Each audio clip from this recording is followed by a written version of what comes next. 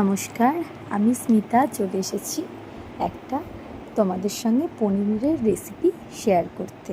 তো প্রথমেই আমি পনিরগুলোকে স্লাইস করে কেটে নিলাম। তারপরে যাতে পনিরগুলো ভেঙে না যায় তার জন্য আমি একটু গরম জল করে লবণ দিয়ে একটু ওদেরকে ভিজিয়ে রাখি। তারপর সেগুলোকে তুলে হালকাভাবে সাদা তেলে ফ্রাই করে নিই। ফ্রাই করা কমপ্লিট। তারপর পেঁয়াজ, ক্যাপসিকাম আমি দিইনি, ক্যাপসিকামটা রেখেছিলাম।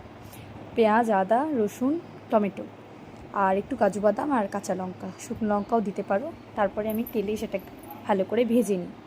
ভাজার পর সেটা তুলে নিয়ে আবারও মিক্সিতে পেস্ট করি, কিন্তু ঠান্ডা হওয়ার পর মিক্সিতে পেস্ট করি।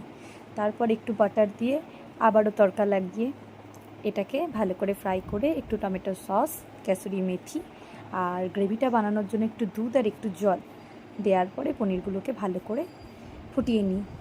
কমপ্লিট আমাদের বাটার পনির মশলা। আমি তো এরমভাবে করি, নিরামিষভাবেও করা যায় পেঁয়াজটাকে বাদ দিয়ে।